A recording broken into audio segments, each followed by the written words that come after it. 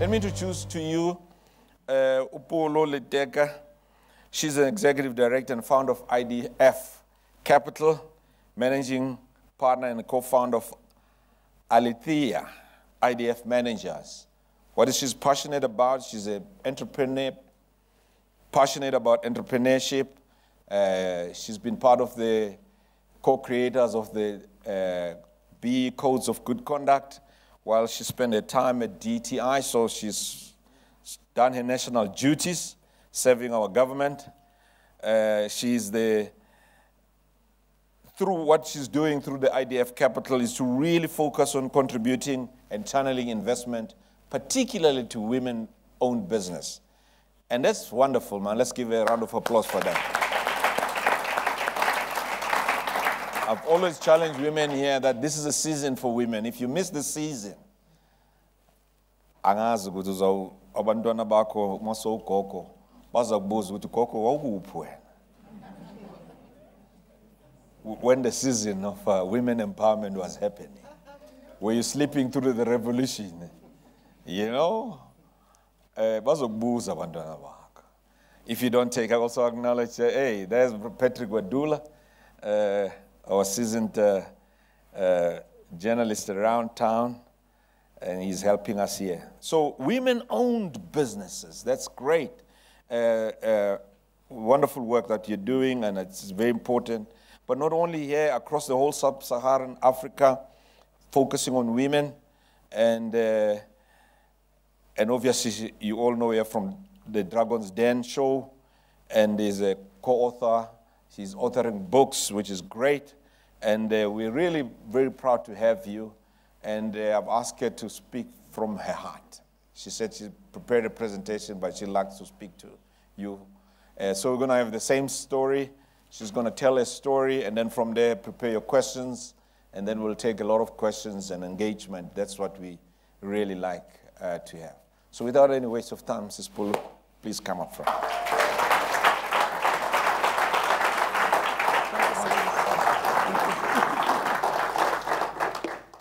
Good evening, ladies and gentlemen. Thank you so much, Ndate Khadebe, for having me. I was explaining to him that actually my official surname is Khadebe, so there's some nepotism in the selection process of the speaker today. Thank you so much for inviting me this evening. I really look forward to engaging with the people that are here today. I'm told that the room is full mainly of professionals, so it's not entrepreneurs per se, right? Or is it a combination of entrepreneurs and professionals? Entrepreneurs, okay. Everyone. So I've been both, or all of those, so I can talk to them. Yeah. So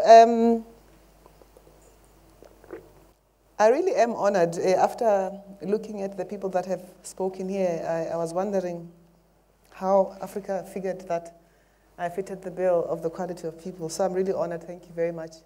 I receive whatever message it is that you are sending my way by choosing me to come here today.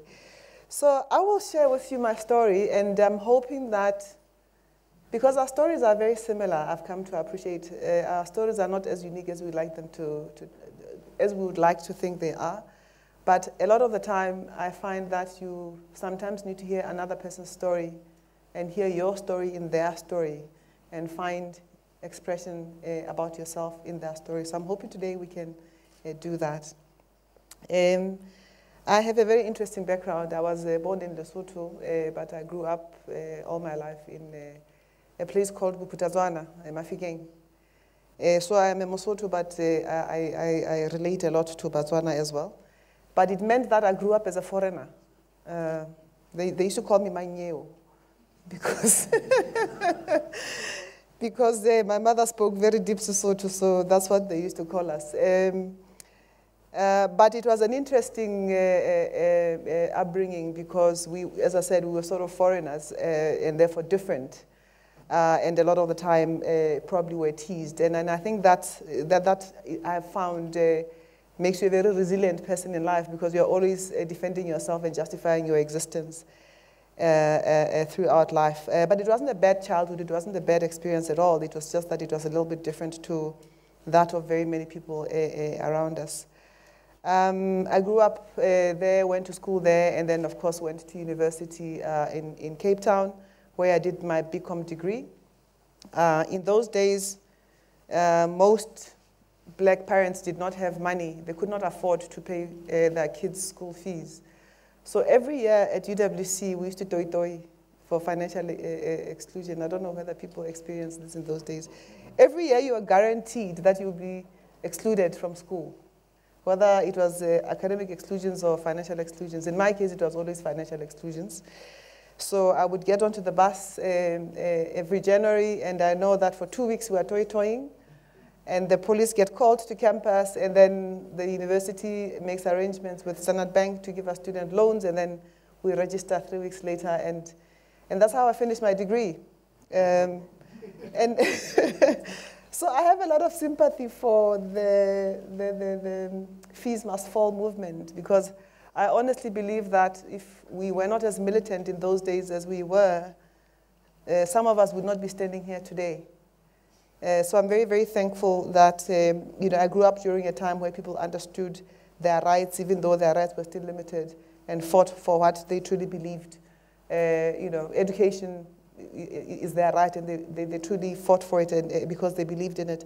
And here we are today. And I think a lot of Black South Africans can talk about a similar story where they'll talk about the challenges that they had to go through and, and how they made it against all odds. But my entrepreneurial journey actually started way before I went to university. My entrepreneurial journey started when I used to like money when I was a kid. And my mother was a typical rural woman who believed that children should not be going around the township carrying money because they will get into all sorts of trouble. So we never really used to get pocket money. Pocket money. So I found ways of making money by selling stuff. I sold sweets, I sold chips, what we call chips now, and in those days. And of course, I ate half of the stock and then sold the other half of the stock. So I learned very quickly that stealing from your business is the quickest way to bankrupt you. Because I was always a survivalist entrepreneur. I never grew from, because you could start with chips, with masimba, and then the sweets, and then chocolate, and then maybe move to ice guava. In those days, ice guava was quite a thing. So I never quite moved beyond masimba and the sweets because half of my stock was going into my stomach. And that was a very important lesson in entrepreneurship, that you need to respect your business. Your business is not you are not your business. Your business, I often say in law, is actually is a person in law. And you need to respect the fact that this person in law, you cannot take from them without them giving you permission. So that was my first lesson in entrepreneurship. But I was also always a very big dreamer. My mother always tells me that from a very young age, I used to say to her that I'm going to be a millionaire. I was an ardent reader when I was growing up. I read everything. I don't know whether people still remember People magazine. It was quite a thing in those days. If you wanted to know anything and everything that was going on in Hollywood, that was the magazine to read. So I read that from cover to cover. I read Bona from cover to cover and any other magazine that I could get my hands on. And that gave me a sense of how the other half lived. Because in South Africa, you didn't see a lot of black people wealthy. So in People magazine, you'd read about Oprah Winfrey, who was a black woman who looked like me, but was said to be a multimillionaire and saving people all over the continent. And I was like, geez, when I grow up, I want to be like that. And for me, I think the importance of recognizing myself in Oprah was that it gave me permission. I was talking to Dr. Khadebe in the room now that sometimes we don't realize that by standing in front of people and telling a story, we give them permission to dream bigger than what their circumstances allow them to dream. So I used to really see myself as a millionaire because there was Oprah who looked like me and she was a multimillionaire. And I was like, if she can do it, why can't I do it, And we laugh about it today, by the way, because I then set my sights on being this millionaire, whatever it meant, as I started my career in articles, doing my accounting and auditing articles.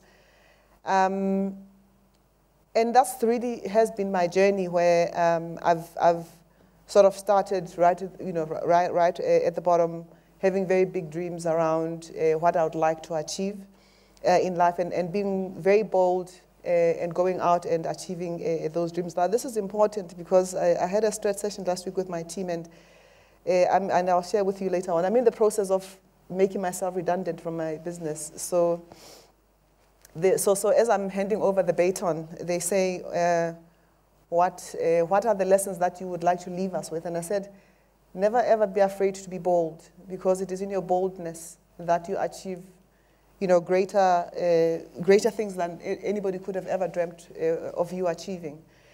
And I share this with you because I remember when I mentioned the fact that I was at the DTI. So when I left the DTI and I decided that I wanted to be an entrepreneur, people would ask me, why are you going to start a business that funds small businesses, that funds black women? There are no black small businesses that are going to succeed that you can fund, or there are not sufficient black women entrepreneurs that you can invest in successfully and make money out of it. And it was because of that naysaying that I said, well, I'm going to be that girl who figures out how you're going to invest in this market successfully and still make money out of it while still being socially impactful. This was 11 years ago. I was told that, you won't last a few years. In fact, I was given 3 years at most to survive. And 11 years later, I'm not sure how we rank in the market, but I'm told that we are one of the leading fund managers in an asset class and in a space that we were told there are no black entrepreneurs, there are no black women, you will not succeed. And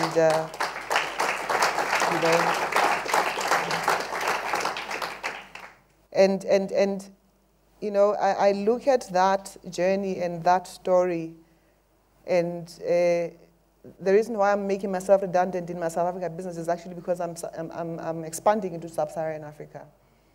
And we are busy finalizing, getting investors on board to help us start doing transactions in West Africa and the rest of SADC. And again, the same story. We started this journey in 2014. And we said to international investors, well, we've proven in South Africa that you can invest successfully in women-owned businesses. So we now want to take it to the rest of the continent. And we'll start with West Africa and SADC, West Africa, simply because I've got a business partner there.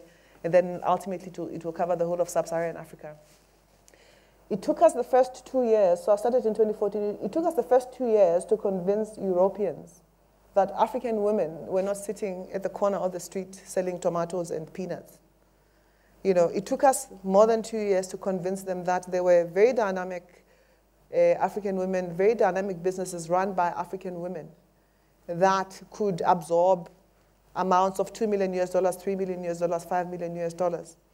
It's only 4 years later, because it took us 2 years for them to even see the picture, and then another 2 years for them to start working on actually putting together their investment papers. So now we are signing agreements. It took 4 years to convince European men that you come to Africa, you find African women who can speak English, who can add 1 + 1 to come to 2, who know the difference between debit and credit, who are engineers, who are experts in their chosen fields. And those are the challenges, and that's the level of boldness that I'm talking about, that, what I've learned is that opportunity in entrepreneurship requires you to be bold. You need to be bold enough, firstly, to recognize the challenges that we face. I always say that the challenges we face as a continent are a huge opportunity for us as entrepreneurs, by the way. I think when people talk about problems of Africa, look at them as opportunities that Africa presents, but be bold enough to be that girl or that boy who's going to find the solution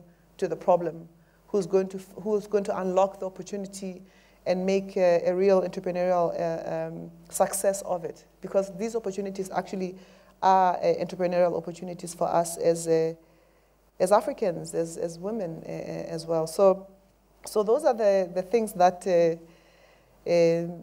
I suppose make me wake up every morning and say, what am I going to do today? I'm going to make one more African wealthy.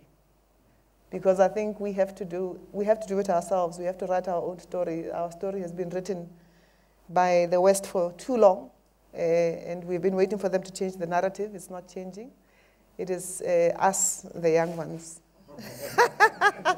who have to rewrite our story and change the narrative. So people often ask me, so what was going on when you started, when you decided that you wanted to start this business? What problem were you trying to solve? And I often ask this question to entrepreneurs as well. People come to us at IDF and they're looking for funding, and sometimes they've got great ideas, sometimes they've got nice presentations, but after 30 minutes of a conversation, you don't understand what problem the person is trying to solve.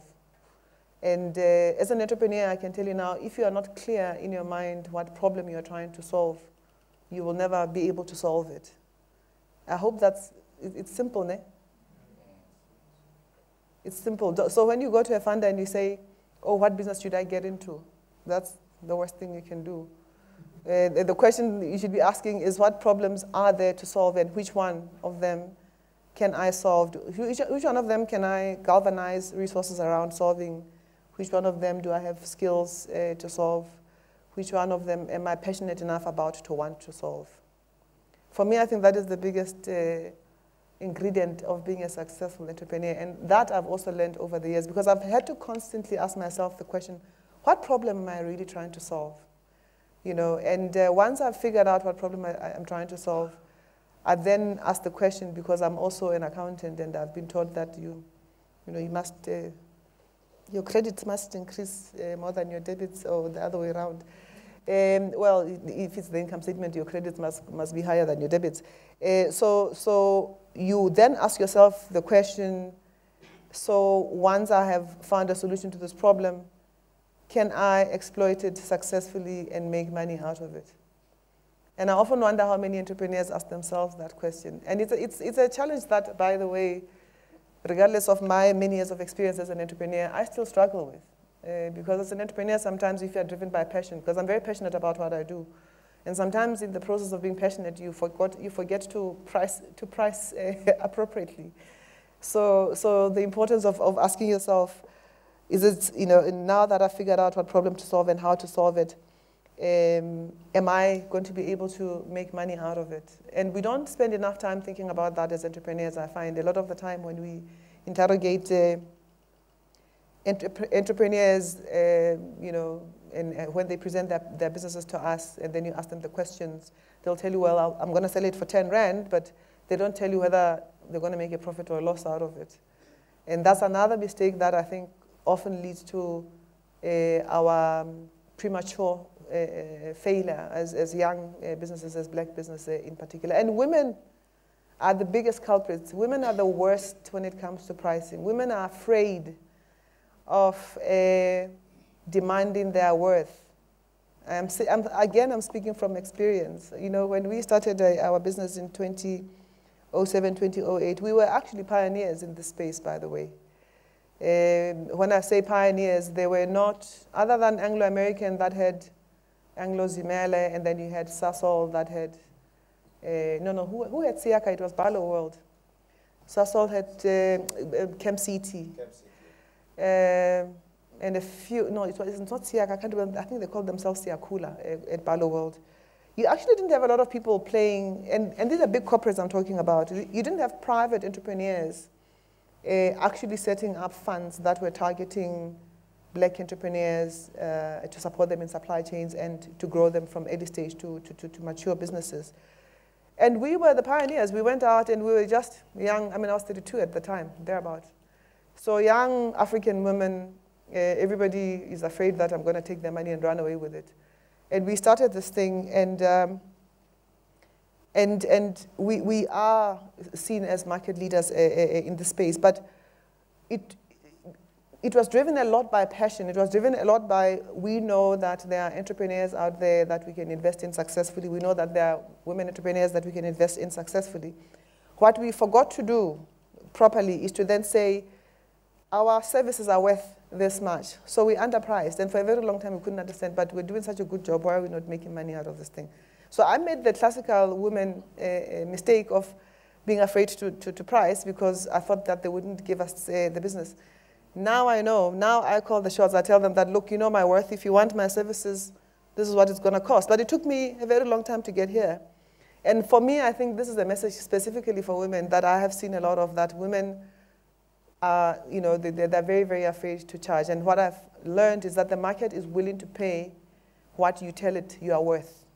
It's a very important lesson. And we have to tell them that we are worth it, because they will always undervalue us, as whether you are a black entrepreneur or whether you are a woman entrepreneur.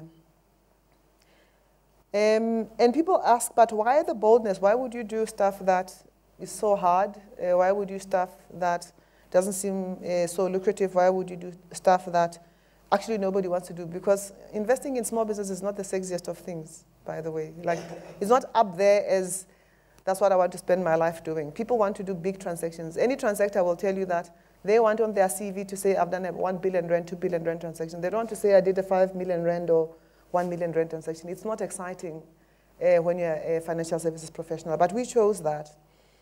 And I think when you have a vision, you know, sometimes you see things and people can't see them. It's called a vision, right?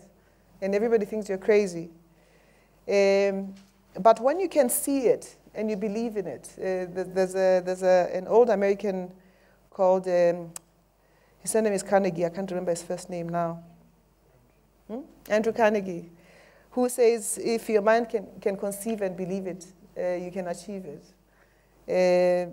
And of course, in the Bible, you've got the book of Habakkuk that talks about understanding the problem. I'm paraphrasing what the Bible says, but essentially identifying the problem and coming up with a vision and sticking to it. That is the best way. So that's another thing I've learned, that the best way that you can achieve, or you can almost guarantee success in your life, is when you, as I said, you understand the problem, but you actually can visualize the solution. You can see what it looks like on the other end. You know, nobody else can see it. When we started our business, I used to say to my team, and I still say it, I say to them, I see the JP Morgan of SME finance across the continent. And anybody who understands that, in a space that is not the most exciting of spaces. Now, if you think JP Morgan, you don't think small business. But I see what we do as exactly what JP Morgan offers to your big corporate.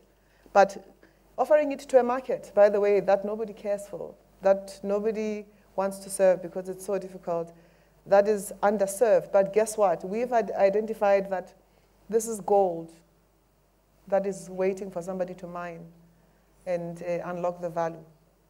So next time I talk to you, ask me how the JP Morgan is doing. And of course, with all this boldness and excitement in South Africa, and having, I mean, we've done a lot of things. I'm not going to touch on everything that we've done. We've gone into spaces such as, in fact, that's how I met Africa. We also run a tech accelerator where we invest in tech startups. Now, everybody in South Africa assumes that there aren't black tech players in this country. Guess what? I think we're probably 50%, if not more, of the tech startup market in this country as black people. So technology is the new frontier. We're not getting into old sectors, we're getting into new sectors. But what is sad is that, again, as has been our historical experience, black startups do not have access to angel funding, to seed funding. Accelerators that exist mainly in Cape Town, and mainly the Stellenbosch crew. So the black guys come up with some of the craziest, some of the most exciting ideas that I have seen. And that's one of the reasons I go to work, by the way, because I never know what I'm going to see that day, you know. And we were bold enough to launch a tech accelerator. We are still the only black woman-owned tech accelerator that I'm aware of in this country. So we're pioneering, we're bold, we are ever evolving, we are ever innovating. Very, very important characteristics, in my view, for an entrepreneur. If you want to remain relevant and stay ahead of the pack, just because you are the best yesterday doesn't mean you're going to be the best tomorrow. So you have to constantly be challenging yourself and saying, what am I going to do differently tomorrow? What am I going to do differently tomorrow? What new product am I going to bring in? So that when your competition is trying to catch up with you, you've moved on, you are one step ahead. And I suppose that makes sense why it is that we would now be bold enough to start operating outside of South Africa. Hey, South Africans are afraid of this continent as if they're not part of it. You know, whenever I travel on the continent, my fellow African brothers will be like, you South Africans, you think that you are part of, you know, it's almost like there's South Africa and then there's Africa. So it's like South Africa is a continent of its own. And what I've learned is we are very fortunate to live in this country. It's a very well-developed country. Like, we've got good, world-class infrastructure. Everything works, okay, except for ESCOM every now and then. But pretty much everything works, right? And so meaning that we're probably a highly industrialized economy generally. I mean, there are pockets of, you know, of challenge, but generally, when you compare us to the rest of the countries on the African continent, we're miles ahead. So it means that opportunities for growth, if you are serious about scaling and growing and making serious wealth, there are very few of them in South Africa. In South Africa, you'll have security, you know, opportunities are de-risked. We've got so much information, you're able to do a proper due diligence and your money will be safe, but your returns will be pedestrian. But the beautiful thing about the African continent is that it's the next frontier. They came, they stole the resources, they did this and that and the other, but they never developed it. And Africans, more and more Africans are educated and are coming back home. So some of the fastest growing cities in the world are found on this continent. So if you're going to be confining yourself to South Africa and saying, I'm a South African, I'm going to wear clubs and focus on South Africa, then you'll get 10% returns. But if you're serious about creating wealth for future generations, you need to go beyond South Africa. I think there's great opportunity beyond the borders of this country. And I think if we establish great collaborations and relationships with our fellow brothers and sisters on the continent, we will really do exceptionally well. I think there's a lot that we can learn from each other, but I think we can really make this continent great, and not just South Africa. We're not Trump and trying to make South Africa great. We're trying to make this continent great because we are of the continent. It's our continent, and it's time for us to make it great. So that's what inspires me. That's my next toy that I'm going to be playing around with, and I'm looking forward to that, and hopefully I'll be invited again to share my story about how I found Africa. Thank you very much.